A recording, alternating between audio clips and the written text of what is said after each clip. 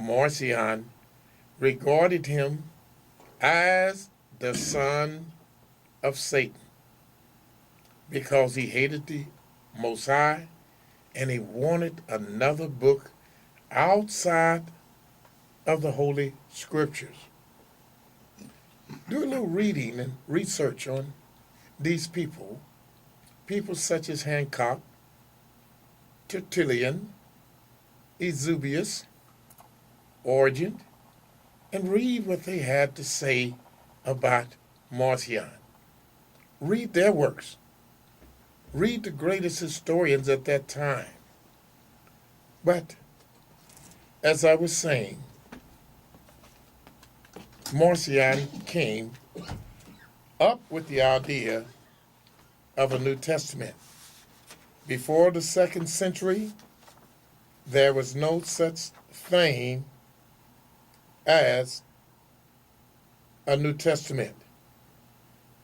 It had been assumed that the early church already had a collection of writings or canon of the New Testament before the time of Marcion. But this, however, has been denied as false. There was no collection of books called the New Testament before Marcion. The Catholic Church later adopted Marcion's book and added other books in it. And the New Testament you have today is a product of the Catholic Church. Marcion's Bible, on the other hand, only consisted of one gospel and 10 epistles of Paul. That's all. There was no other books in it.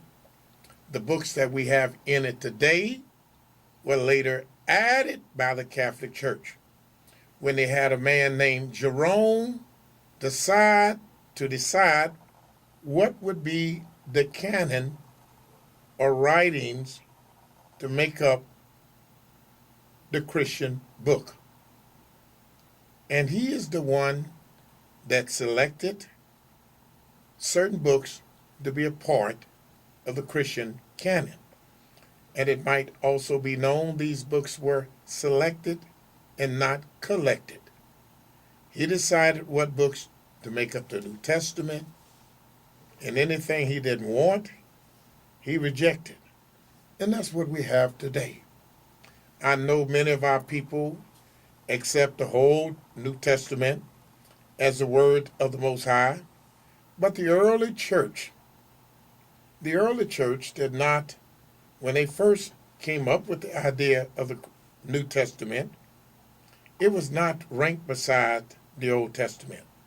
The only book that the Jews and the Israelites and the Christians went by was the Old Testament. Until Marcion's book came into effect around 140 AD. Now, I know many of you all would say that I don't believe that. But do your homework.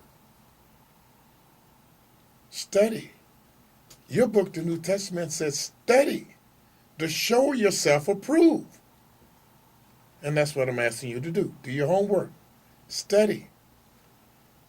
It also says in 2 Timothy that all scriptures is given by the inspiration of Elohim and is profitable for doctrine, reproof, correction, and instruction in righteousness. And I don't disagree with that at all. All scriptures are to be regarded as the words of the Most High, providing the scriptures are holy scriptures. Holy scriptures are the scriptures is when Yah speaks to his prophets. Those are the only holy scriptures we have. If it doesn't say, thus said Yahweh, if it doesn't say the word of Elohim came unto me, If it doesn't say, thus said the Lord, or the word of God came unto me, it is not Holy Scriptures. Yahweh is the only one that has the prerogative to anoint and ordain something as holy.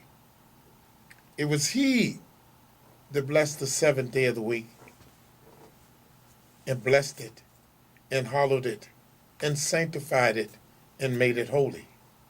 It was he that pulled the nation of Israel from amongst all of the families of the earth and blessed them and sanctified them and anointed him as a holy people. It is he that can make one thing holy and another thing unholy. It is he that can make one thing clean and another thing unclean. It is he that can make one thing defiled and another thing hollow. Only Yahweh has that prerogative. And Yahweh does not speak in the New Testament at all. There is not recorded in the New Testament where the creator of the heaven, the earth, the sea, and all that therein is ever said one mumbling word. Now I'm asking for our Christian community to stand up and be accounted for.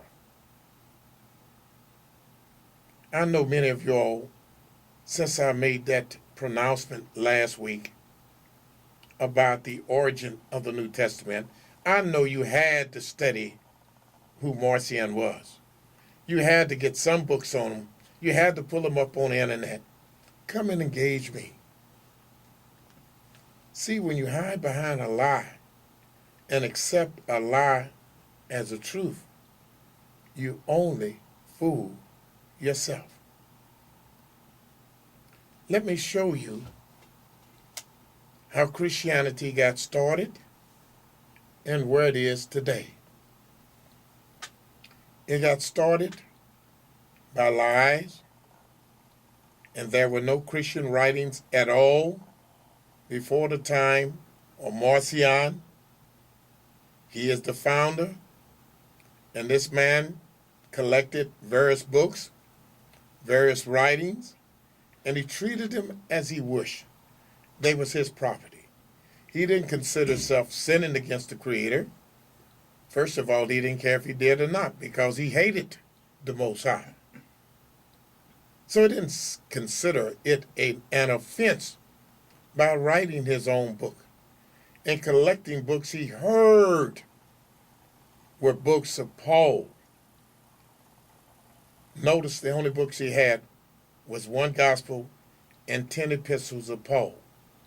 And anything he wanted to add to the books of Paul, he did because it was his property.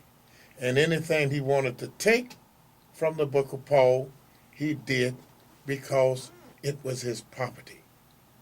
Later on, when the Catholic Church collected their books, they had all the books in the Bible that we have today, but they didn't regard them all as holy.